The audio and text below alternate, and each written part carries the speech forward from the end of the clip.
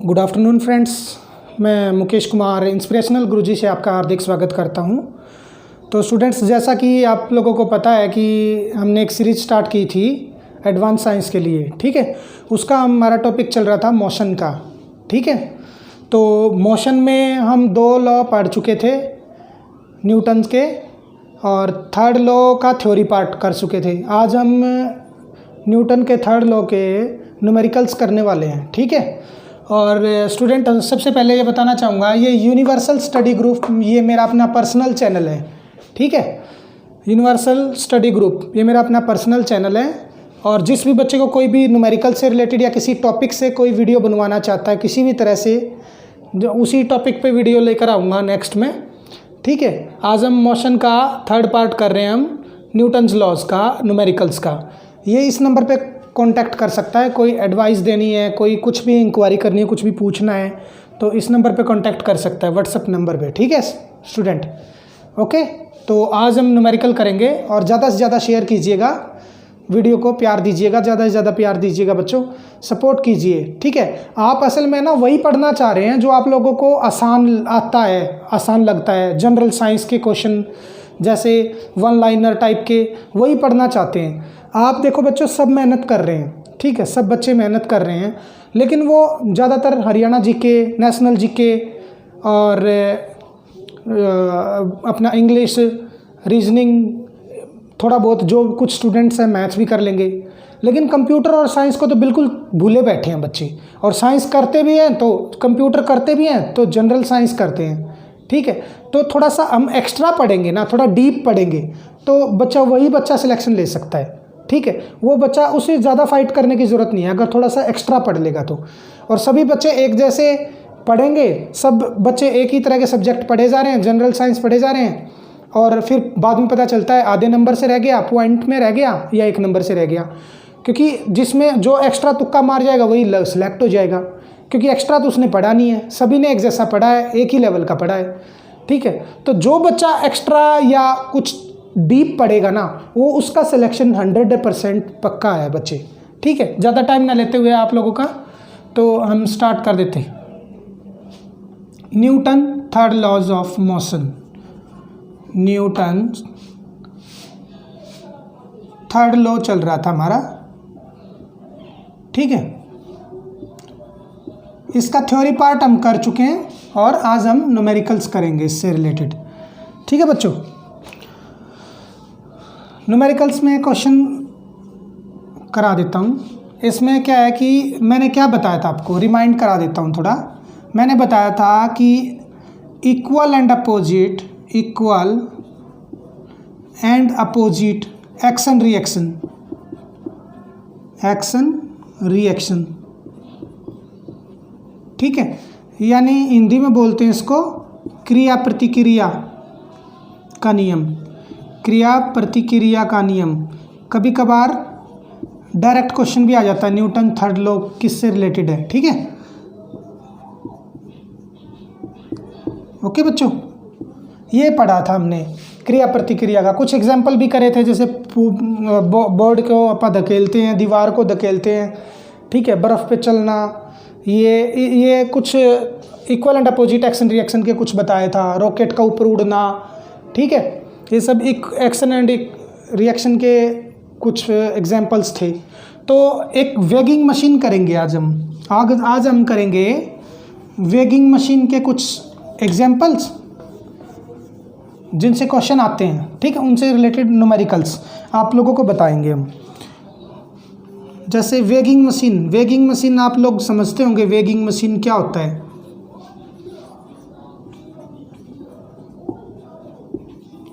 Weighing machine होता है, हिंदी में बोले तो तराजू टाइप, बार तोलने वाली मशीन, भारोत्तोलक भी बोल सकते हैं, भारोत्तोलक मशीन। बाकी हिंदी में मेरा मतलब कंफर्म नहीं हूँ मैं, क्या बोलते हैं इसको, भारोत्तोलक ही बोलते होंगे शायद मेरे ख्याल से। अगर आप लोगों को पक्का पता है तो कमेंट में बता दीजिएगा, ठीक है। बाकी आप लोग समझ ही गए होंगे मैं क्या कहना चाह रहा हूँ, ठीक है। इससे रिलेटेड क्या है कि बच्चों देखो, जैसे हम कभी भी है ना वेट तोलते हैं, कभी भी देखा होगा बस स्टैंड वगैरह पे मशीन लगी रहती है और वेट तोलते हैं ना, तो हम उसके ऊपर खड़े होते हैं, उसके ऊपर खड़े होते हैं तो हमारा क्या है, x equal and opposite action reaction है। जितना जब भी हमारा बार बता पाती है मशीन, जितना हमारा वेट है ना, जो वेट जो है ग्रेविटी के हिसाब से, क्योंकि ग्रेविटी में हम ऊपर क्यों उड़ते रहते हैं, क्योंकि जीरो ग्रेविटी होती है, ग्रेविटी लेस होती है, ग्रेविटी नहीं होती वहाँ पे वेट जीरो दिखाएगा, ठीक है ना। तो आगे मैं बताऊँगा आपको। तो जैसे ये कोई मशीन है, ये कोई वेगिंग मशीन है और इस पे खड़ा है मान लो कोई बंदा, इस पे कोई बंदा खड़ा है, ऐसे बंदा खड़ा है कोई, ठीक है, बनाया तो बदसूरत ही है, ठीक है। ऐसे कोई इसका m मास है मान लो, ठीक है, ये बंदा खड़ा है, तो इसका नॉर्मल रिएक्शन मैंने क्या बताया था, कॉन्टैक्ट से लगेगा। एक नॉर्मल रिएक्शन ये लगेगा और नीचे mg लगेगा, नीचे mg लगेगा ना। तो इसका मतलब जो वेट होगा ना वो क्या होगा, n इक्वल्स टू mg के होगा ना, वही मतलब वेट दिखाएगी मशीन। यानी कि मान लो इसका मास मान लेते हैं 10 किलो का है, 10 किलो का या 8 किलो का है, तो ग्रेविटी के हिसाब से ये नॉर्मल रिएक्शन जो है mg, ये जो है 8 इंटू 10 का, ग्रेविटी का 10 मानते हैं ना, 80 किलो का दिखाएगा। यानी कि उसका भार जो है वो दिखाएगा 80 किलो का दिखाएगा, ठीक है। एंड क्योंकि equal and opposite action reaction है, जो ये जो नॉर्मल रिएक्शन होगा ना, ये इसका भार है। ये नॉर्मल रिएक्शन जो होगा वो क्या है असल में ऐसे एग्जांपल्स में नॉर्मल रिएक्शन ही है ना। नॉर्मल रिएक्शन जो होता है वो वेट का काम करता है, ठीक है, वेट का काम करता है, वो वेट का काम करता है। नॉर्मल रिएक्शन ही वेट का काम करता है, वेट के बराबर होता है, इसी को ही वेट इंक्लूडेड करते हैं, ठीक है। जरूरी नहीं है कि नॉर्मल रिएक्शन mg के इक्वल हो। ये नॉर्मल रिएक्शन mg के इक्वल कब तक है, जब तक वो मूव नहीं कर रही है बॉडी, यानी स्टेशनरी है, स्टेबल है, ठीक है। जब तक वो रेस्ट पे है बॉडी, यानी कि मशीन, वेगिंग मशीन जो है रेस्ट पे है, ठीक है, तब तक ये n इक्वल्स टू mg होगा। तो इसीलिए वेट बता पाते हैं, यानी कि हम ऊपर खड़े हैं ना, तो mg के हिसाब से, ग्रेविटी के हिसाब से हम वेट का मेजर कर रहे हैं। अगर ग्रेविटी नहीं होती तो हवा में उड़ रहे होते और हमारा वेट जो है वो जीरो होता, क्योंकि वेगिंग मशीन के कॉन्टैक्ट में ही नहीं होते तो जीरो ही होगा ऑब्वियसली, ठीक है बच्चों। तो इसका मतलब क्या है, यहाँ पे नॉर्मल रिएक्शन जो है वो वेट को मेजर के बता रहा है, नॉर्मल रिएक्शन ही वेट बता रहा है। अगर हम किसी भी न्यूमेरिकल्स में नॉर्मल रिएक्शन की वैल्यू निकाल देंगे ना, तो समझ लो वही उसका वेट होगा उस व्यक्ति का, ठीक है बच्चों, क्लियर है। देख लो बच्चों, कोई न्यूमेरिकल कोई नोट्स बनाना चाहता है तो देख लीजिएगा, ठीक है। चलो, ये तो बताया मैंने जब बॉडी रेस्ट पर है, जैसे बस स्टैंड वगैरह पे वेगिंग मशीन रखी होती है, किस तरह से वेट मेजर होता है, ठीक है।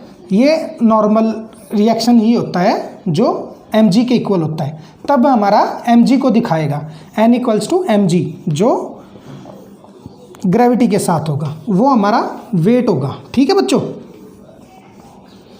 अब है, मान लो ये कोई लिफ्ट है, कोई लिफ्ट है, इसमें बंदा बैठा है कोई, ठीक है, कोई बंदा बैठा है, इसका मास है m, ठीक है।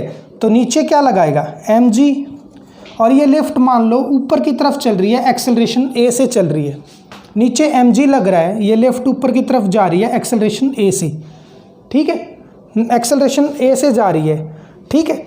और लिफ्ट का मास मान लो m है, कैपिटल, लिफ्ट का मान लो कैपिटल m है, ठीक है, ये ऊपर की तरफ जा रही है, तो क्या होगा, नॉर्मल रिएक्शन लग रहा है ये, क्योंकि जहाँ कांटेक्ट होगा वहाँ नॉर्मल रिएक्शन लगेगा, और नॉर्मल रिएक्शन ही शो करेगा कि फिर हम मैंने क्या बताया था, जब भी हमें यहाँ पे निकालना हो कि वेट क्या होगा लिफ्ट में, वो बताना होगा, ठीक है। नॉर्मल तो बताया था मैंने, n इक्वल्स टू क्या होता है, mg होता है ना नॉर्मली, तो जब बॉडी रेस्ट पे हो, जब बॉडी रेस्ट पे हो, मोशन ही ना हो, ठीक, रेस्ट में हो,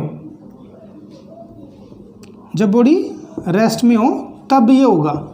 और जब मोशन में है, ये एक्सेलरेशन से ऊपर जा रही है, लिफ्ट ऊपर जा रही है, तो क्या वेट शो करेगा?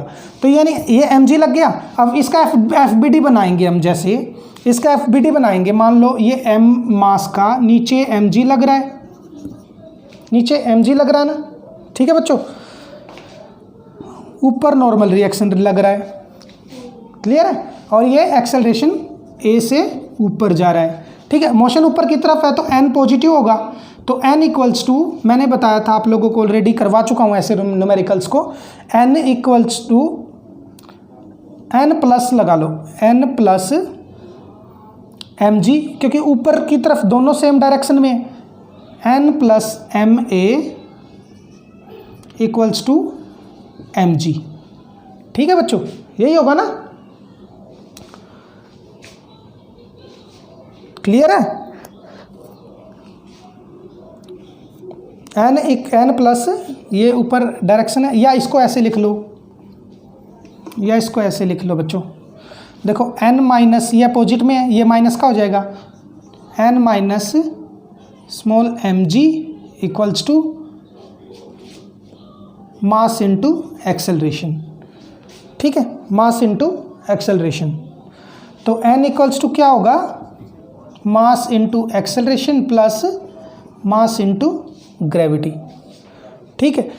mg और ma ये प्लस हो जाएंगे, क्यों आएगा ये, देखो n mg n minus mg equals to ma, यही होगा ना, क्योंकि अपोजिट में ये इस तरह से आएगा, यानी कि ऊपर की तरफ जा रहा है, बॉडी रेस्ट पे है तो mg है, और ऊपर की तरफ गया तो mg में कुछ ना कुछ ऐड हुआ ना, ये कुछ ना कुछ ऐड हुआ ना बच्चे, देखो ध्यान से, ये बॉडी रेस्ट पे है तो mg के बराबर था, वेट mg के बराबर था। फॉर एग्जांपल मैं आपको एग्जांपल के तौर पे बता दूं, ये m जो मान लो 10 किलो था और ये 10 ये हो गया, तो यानी कि 100 किलो बता रहा था, 100 किलो बता रहा था ना जिस टाइम रेस्ट पे था, यानी mg के इक्वल था। अब mg के प्लस में ma भी हो गया, मास इंटू एक्सेलरेशन हो गया, यानी कुछ ना कुछ जुड़ा है ना, ये 100 तो है ही है,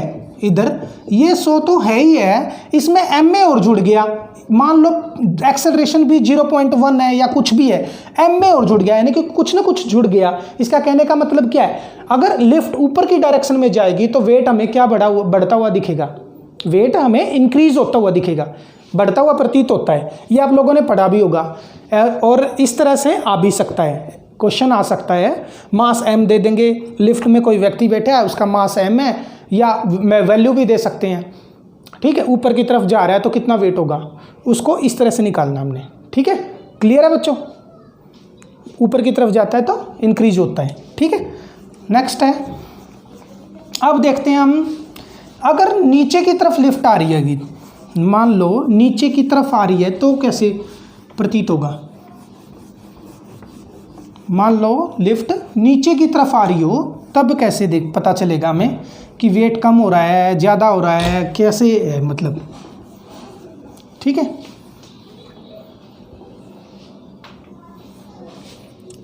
मान लो ये लिफ्ट है और ये बंदा है, ठीक है, ये मास m है इसका, नीचे mg है, ऊपर नॉर्मल रिएक्शन है, ठीक, n इक्वल्स टू, अब एक्सेलरेशन अब नीचे की तरफ है, ये नीचे की तरफ आ रहा है, तो यह n माइनस mg, यानी इसका एफ बी डी बनाएंगे पहले। एफ बी डी क्या बनेगा, एफ बी डी बताया था ना मैंने, फ्री बॉडी डायग्राम होता है एफ बी डी का मतलब, ठीक है। फ्री बॉडी डायग्राम बनाएंगे, ये कोई m मास है, नीचे mg है, ऊपर नॉर्मल रिएक्शन लग रहा है और एक्सेलरेशन से ये नीचे आ रहा है, नीचे की डायरेक्शन में, तो ये अब की बार क्या होगा, प्लस का हो जाएगा ना, एक ही डायरेक्शन में है तो क्या हो गया, n minus mg minus n, mg minus n equals to mass into acceleration. अब की बार ये रिएक्शन बन जाएगी, ठीक है। अब देखो आप लोग, n इक्वल्स टू mg था, अब n की वैल्यू निकाल लेंगे। मैंने बताया था ना, नॉर्मल रिएक्शन से ही पता चलता बच्चे कि वेट कितना है, किसी भी व्यक्ति का नॉर्मल रिएक्शन निकाल देंगे हम तो समझ लो उसका वेट है, ठीक है। और जरूरी नहीं है कि नॉर्मल रिएक्शन mg के बराबर हो, mg के बराबर तभी होता है जब वो बॉडी रेस्ट पर हो, ठीक है। ये मोशन में है, नीचे की तरफ आ रही है लिफ्ट, तो अब हम देख के बता देंगे कि नीचे की तरफ घटता है क्या बढ़ता है, ठीक है, प्रूव करके दिखा रहे हैं ये हम। तो इसको इस तरफ लेकर जाओ, तो -n equals to ma minus mg, ये हो गया ना, ठीक है। अब माइनस है, इसको प्लस रखेंगे, क्योंकि वेट जो है ना कभी नेगेटिव नहीं होता, इसको प्लस रखेंगे तो क्या होगा, उधर के साइन बदल जाएंगे, तो mg माइनस ma हो जाएगा, है ना। अब देखो n इक्वल्स टू इधर mg था, नीचे की तरफ आई, mg तो है ही है, लेकिन इसमें से ma और माइनस हो गया, कुछ ना कुछ घटा है mg में से, यानी पहले की तरफ से कम हुआ है, तो इसका मतलब क्या है, नीचे की तरफ आती है तो लिफ्ट क्या होता है, वेट कम हो जाता है। और वैल्यूज़ आप लोग पुट करके देख लीजिएगा, उसके हिसाब से न्यूमेरिकल्स आ जाएंगे आप लोगों को, ठीक है ना। क्लियर है बच्चों, कोई भी डाउट है तो बता देना। क्लियर है ना, क्लियर है बच्चों, वैसे मेरे ख्याल से तो क्लियर होना चाहिए, इतना अच्छे से बता रहा हूँ मैं सिंपल रट्टा नहीं मरवा रहा, क्यों कम हुआ ये भी बता रहा हूँ आप लोगों को, ठीक है। चलो, इससे रिलेटेड कोई भी न्यूमेरिकल्स हो तो, वैसे डायरेक्ट इससे न्यूमेरिकल्स आने के चांसेस कम हैं, अगर एग्जामिनर थोड़ा सा लेवल बढ़ा देता है ना तो वैल्यूज़ भी बता देगा आप लोगों को कि ये एक्सेलरेशन इतना है, नॉर्मल रिएक्शन इतना है, इसी फॉर्मूले में लगा के फिर आप पुट करके आंसर निकाल लीजिएगा, ठीक है। अब देखते हैं हम, मान लो कोई भी व्यक्ति उसमें बैठा है, लिफ्ट में बैठा है, नेक्स्ट कंसेप्ट, कोई व्यक्ति लिफ्ट में बैठा है, जैसे ये लिफ्ट है, ये बंदा है, थोड़ा मेरी ड्राइंग ऐसी ही है बेटा, ध्यान से देख लेना आप लोग, ठीक है। तो ये नॉर्मल रिएक्शन है, कांटेक्ट फोर्स, जहाँ कांटेक्ट फोर्स होती है ये नॉर्मल रिएक्शन है, इसका m मास है तो ये क्या होगा, ये mg होगा, ठीक है बच्चों। तो मान लो इसको, ये एक रस्सी से बंधा हुआ था और इधर से कैंची ने काट दिया, मैं अच्छे से बनाता हूँ, दोबारा बनाता हूँ इसको, गैस ये ज़्यादा भीड़ भड़ाका सा हो गया ना, थोड़ा सा नीचे बना देता हूँ। इधर देखो, ये लिफ्ट है, ठीक, इधर कोई बंदा खड़ा है, ठीक है, तो मास m है, नीचे लगेगा mg, ऊपर नॉर्मल रिएक्शन, और ये है ना, ये मान लो किसी धागे से बंधा हुआ है और इधर से किसी कैंची ने, किसी बंदे ने खड़ा होके इधर से उसने कैंची से काट दिया इसको, और ये खचक ये कट गया, और ये क्या है कि नीचे गिर रही है, अब लिफ्ट फ्री फॉल, नीचे गिर रही है, फ्री फॉल है, यानी कि एक्सेलरेशन ये 0 है, यानी 0 है तो इसका मतलब क्या है, एक्सेलरेशन जो है 0 नहीं है, सॉरी, एक्सेलरेशन जो है वो किसके बराबर है, g के बराबर है, ग्रेविटी से आ रही है ना, नीचे ग्रेविटी ही आ रही है, एक्सेलरेशन इसका अपना कोई एक्सेलरेशन नहीं है, फ्री फॉल है, तो a इक्वल्स टू g है। तो अब हम इसका फ्री बॉडी डायग्राम क्या बनाएंगे, अब देखो, मान लो अगर फ्री फॉल का कंडीशन दे दिया जाए तो कैसे बनाएंगे, तो देखो नॉर्मल रिएक्शन है, ये ऊपर नॉर्मल रिएक्शन, ये मास m, नीचे mg, ठीक है, और free fall a equals to g के बराबर है। अब इसको देखो, नीचे की तरफ आ रहा है, यानी ये प्लस का होगा, इसकी डायरेक्शन ऊपर की तरफ है, अवे फ्रॉम द बॉडी होती है नॉर्मल रिएक्शन, ये मैं बता चुका हूँ पिछले वीडियोस में।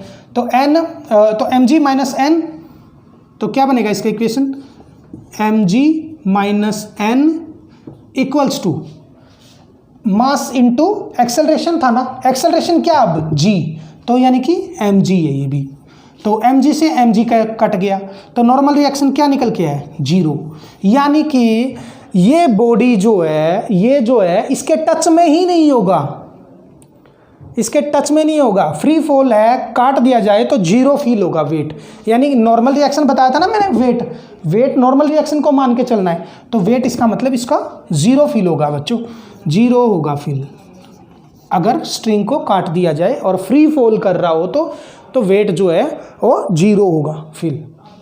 Is that clear, clear. ठीक है, नोट्स बनाने हैं तो बना लीजिएगा, क्लियर है। ठीक है बच्चे, ज़्यादा टाइम ना लेते हुए चलते हैं हम।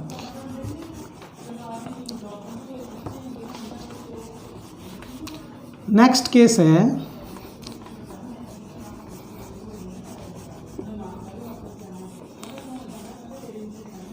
डायरेक्ट क्वेश्चन भी आ जाते हैं बच्चे, इनसे डायरेक्ट क्वेश्चन भी आ जाते हैं। ठीक है, एक सेकेंड, डायरेक्ट क्वेश्चन भी आ जाते हैं इनसे। तो क्वेश्चन कर रहे हैं अब हम वेगिंग मशीन से, इसको पूरे को ही रब कर देता हूँ।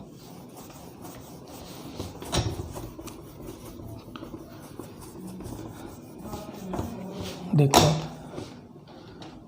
मान लो ये ऐसे है और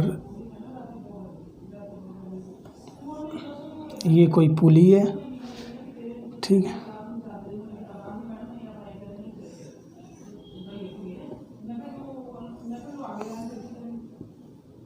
ठीक है, इधर कोई बंदा है,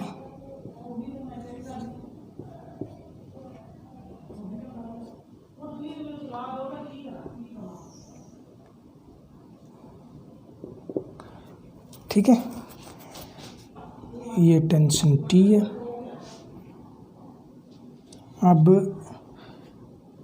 इसका मास है स्मॉल m, मान लो 30 किलो, ठीक है।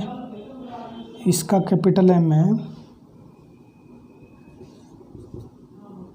60 kg, ठीक है। अब देखो आप लोग, क्वेश्चन है find the force,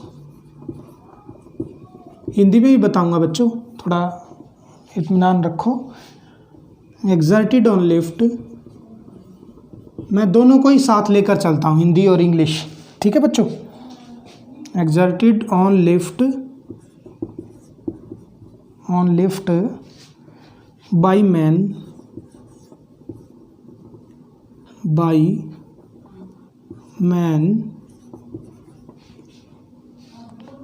weight of man,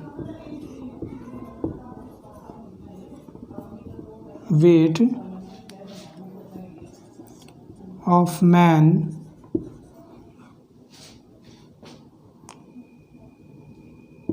as shown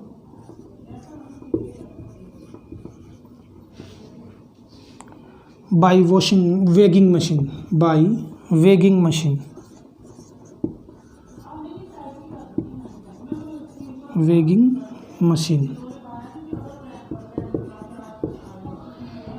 देखो बच्चों, इसने कहा कि फाइंड द फोर्स निकालना है जो लिफ्ट पर लगेगा, ठीक है। आदमी के द्वारा, जो ये आदमी खड़ा है, इसके द्वारा जो फोर्स लगाया जा रहा है, इसका मतलब क्या है, इसके द्वारा क्या फोर्स लगाया जा रहा है, नॉर्मल रिएक्शन, यानी कि वेट ही तो निकालना है, नॉर्मल रिएक्शन पूछ रहा है। ये कहने का मतलब है, हिंदी मीडियम वाले सुन लो भाई, नॉर्मल रिएक्शन पूछ रहा है। Find the force, normal reaction भी तो फोर्स है ना, फोर्स के टाइप्स में करवा चुका हूँ पिछले वीडियोस में। Force exerted on lift by man, यानी कि आदमी के द्वारा, बाय मैन यानी कहने का मतलब क्या है, इसका वेट बताना है आदमी का, वेट ऑफ मैन, ठीक है। As shown by weighing machine, जैसा कि वेगिंग मशीन के अंदर दिखाया गया है, ठीक है बच्चों। तो अब सबसे पहले क्या करेंगे हम, इसका FBD बना लेंगे। FBD बनाना आ गया तो समझ लो सॉल्व हो गया। मैंने क्या बताया था, ये नॉर्मल रिएक्शन लगा रहा है, ठीक है। तो इसका FBD क्या बनेगा, ये मान लो सबसे पहले आदमी का बनाएंगे हम। आदमी का कितना है मास, आदमी का 60 है, तो यानी कि 60G, ठीक है। और ऊपर लगा रहा आदमी नॉर्मल रिएक्शन लगा रहा है, ठीक है बच्चों। और टेंशन T भी लग रहा है, क्योंकि उसने टच किया हुआ है। मैंने क्या बोला था, जहाँ स्ट्रिंग वहाँ टेंशन को टेंशन लगेगा। और टेंशन क्या होता है, अवे फ्रॉम द बॉडी कौन सा है ये, और अवे फ्रॉम द बॉडी क्या है, टेंशन है। और छाता खोल देंगे, बताया था जैसा कि पिछली वीडियो में, ठीक है बच्चों। तो इसका तो बन गया, तो इसका क्या बनेगा, ये और ये एक ही डायरेक्शन में और ये दूसरी डायरेक्शन में, तो क्या बन जाएगा, T + N = 60G। क्लियर है बच्चों, फर्स्ट इक्वेशन बन गई। अब हम देखेंगे लिफ्ट का और एफ बना लेंगे। लिफ्ट का बना लेंगे एफ, ये लिफ्ट भी तो टच हो रही है ना, इसको लिफ्ट भी नॉर्मल रिएक्शन लगाएगी। नॉर्मल रिएक्शन लिफ्ट नीचे लगा रही है, आदमी के ऊपर लगा रही है लिफ्ट, ठीक है। आदमी लगा रहा था normal reaction machine weighing machine पे, और नॉर्मल रिएक्शन वेगिंग मशीन लगा रही है आदमी के ऊपर। ये होगा 30G, यानी ये इसके mg के बराबर है। ये लिफ्ट का ये है ना मास, ठीक है ना बच्चों, तो 30G हो गया। और लिफ्ट के ऊपर भी टेंशन है, ये देखो टेंशन T, इधर भी तो स्ट्रिंग है, इधर टेंशन T। अब इसको देख लो, T + N = 30G, इधर से ये निकल के आ जाएगा। T = 30 + 30G + N, T = 30G + N, यही है ना।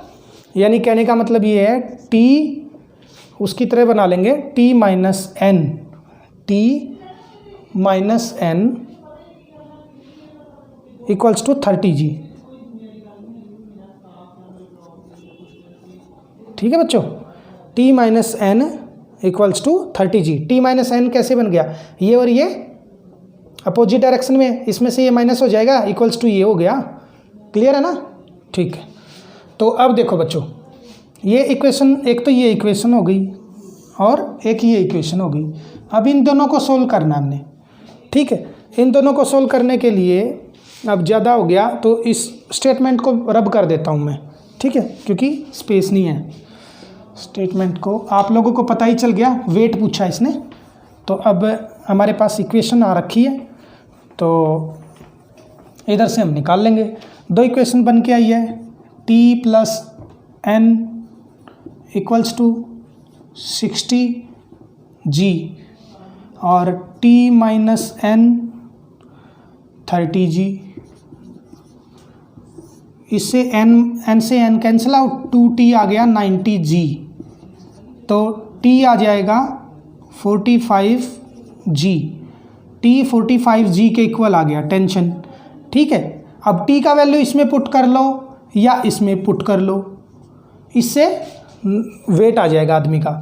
तो अब देख लो,